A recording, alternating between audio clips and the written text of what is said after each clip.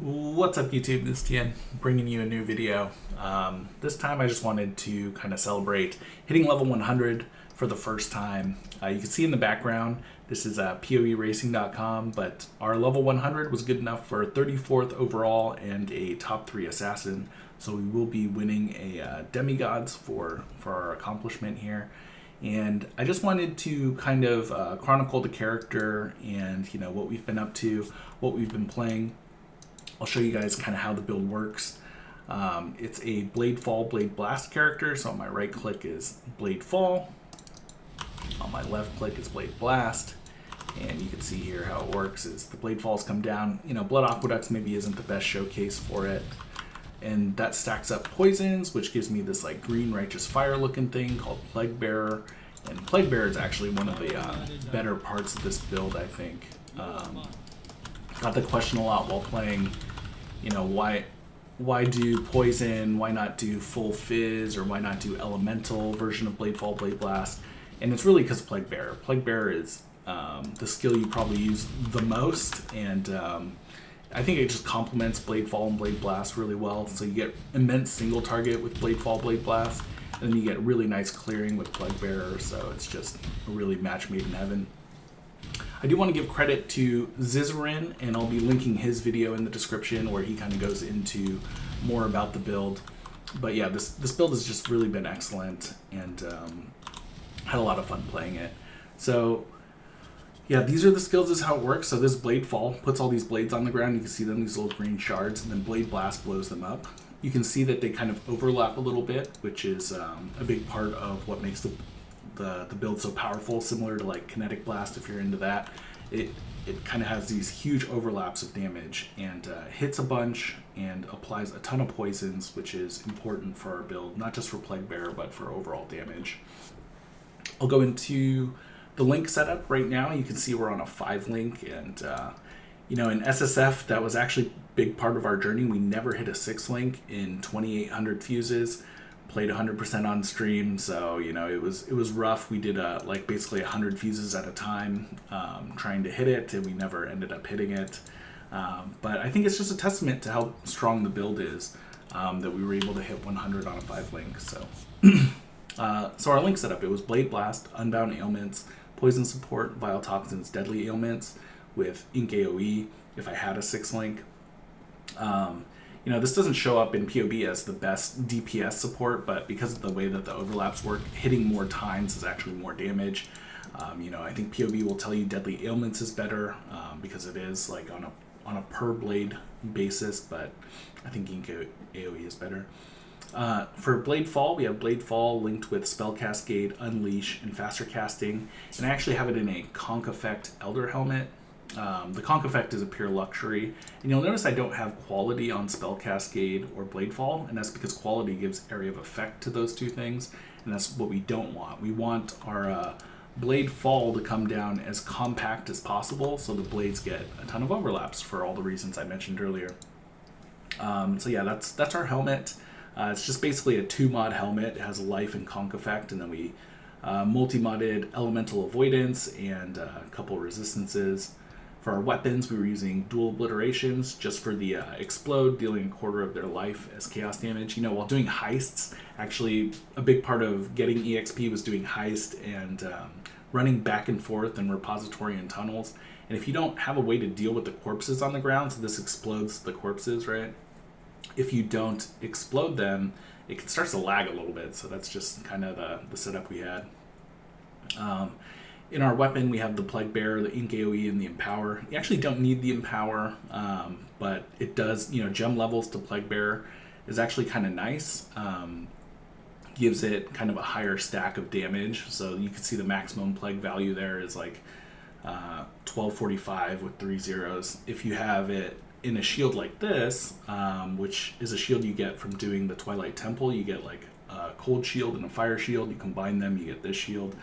And the +2 level of socketed gems works with Plague Bearer, and it works with Empower, so you can get that all the way up to like, I think I had 14.5k or something like that on my Plague Bearer for a little while. Really nice quality of life to just have a high level Plague Bearer.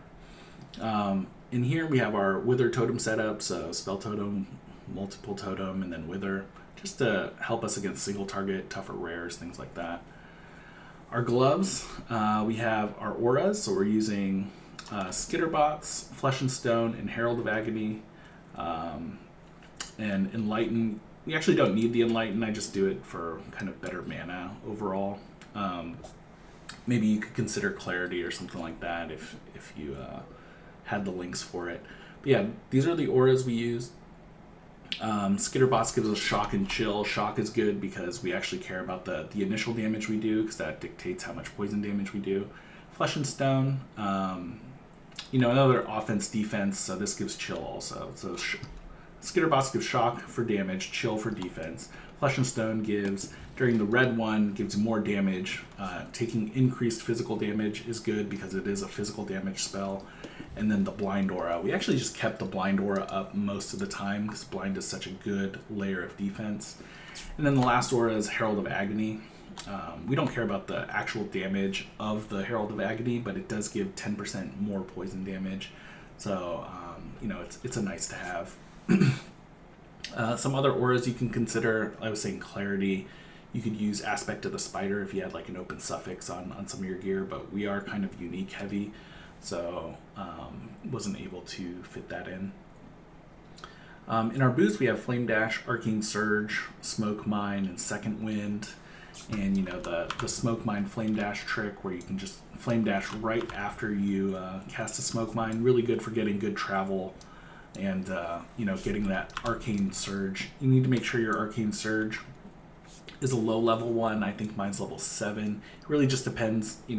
Look at how much mana cost your Flame Dash is. So this costs 37 on my bar, and so I wanted my Arcane Surge level 7, so I get it every time I cast Flame Dash. As far as the gear goes, went over the Obliterations, went over the Conch Effect Helm. The gloves are just 2 mod gloves, really. It's just life and chaos damage over time multi, and then everything else on there is just okay. We crafted the Elemental Ailment Avoidance, which in conjunction with our tree actually gives us 100% Elemental Ailment Avoidance, so that's kind of nice. We actually have 113 Elemental Ailment Avoidance. Kintsugi, and this works really well with like Wind Dancer and Acro and Phase Acro, but yeah, we have basically a ton of dodge and evasion, and we have less damage taken if you haven't been hit recently. You get this chest piece through the Deadly Rivalry 5 quest, which if you're doing Heist, you get a ton of prophecies. We actually got like 6 of these chest pieces from all the Deadly Rivalry 5s we got, and none of them 6-linked. So yeah, this chest piece really nice, just a lot of synergy with our build. It's Series Step, similarly high evasion base. Remember, we care about evasion, and then spell dodge as well. You can see we have a decent amount of dodge and spell dodge, 40%, 46, with the Flask up, 51, 57. I'll cover my flasks, I guess, right now. So we're using Alchemist Quicksilver Flask of Adrenaline.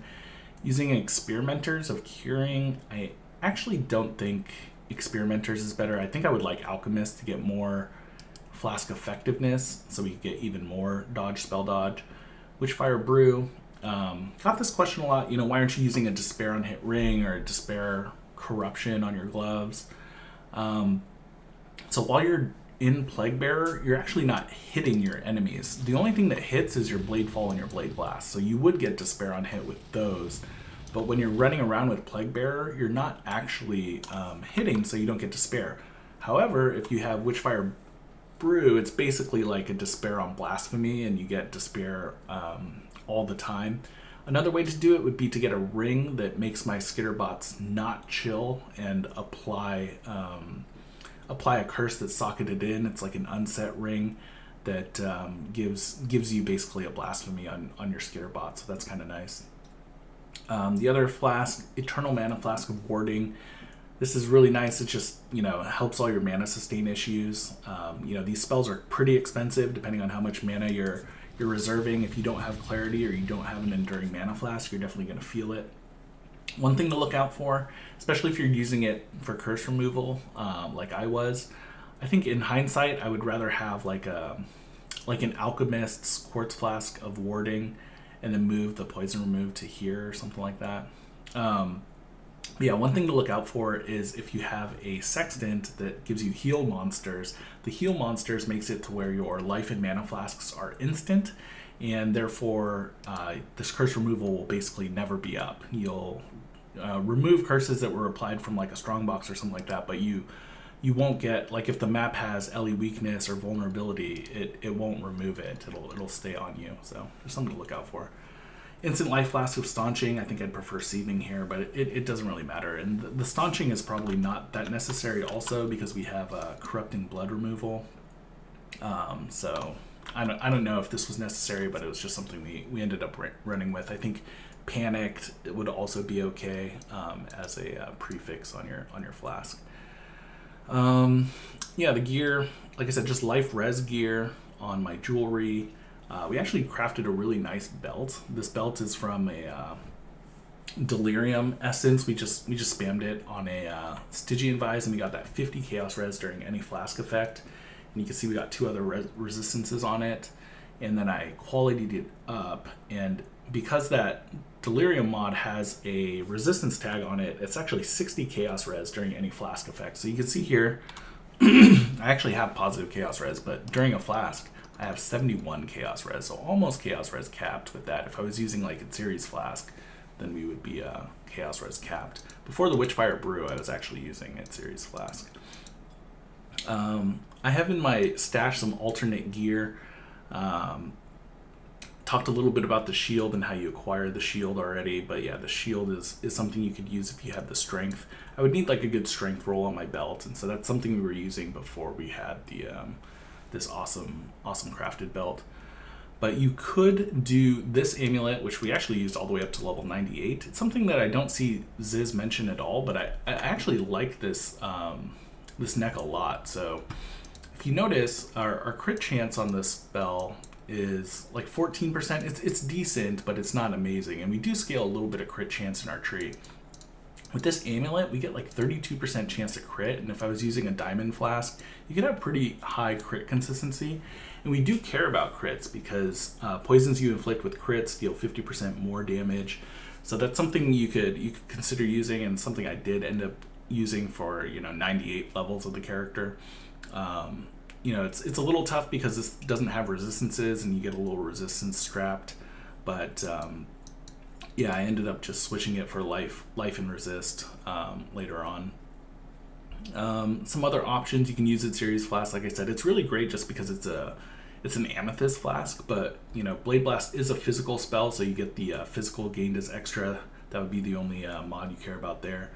You could do stuff with Coralitos and trying to scale crit and crit multi. That's something I didn't do because our tree, we really wanted to focus on life, and so you can see here we have a lot of life nodes. Went to the Scion life nodes, even went to the Ranger life nodes, and these ones are nice because they have evasion on them. You can see we actually do care about evasion a decent amount with Kintsugi and its series step. And like ideally this would be like a lion's pelt and a slink gloves with high evasion rolls. But yeah, we have a non-zero amount of evasion, so good defensive layers with the build. And overall, the character was just really defensive, really fun to play.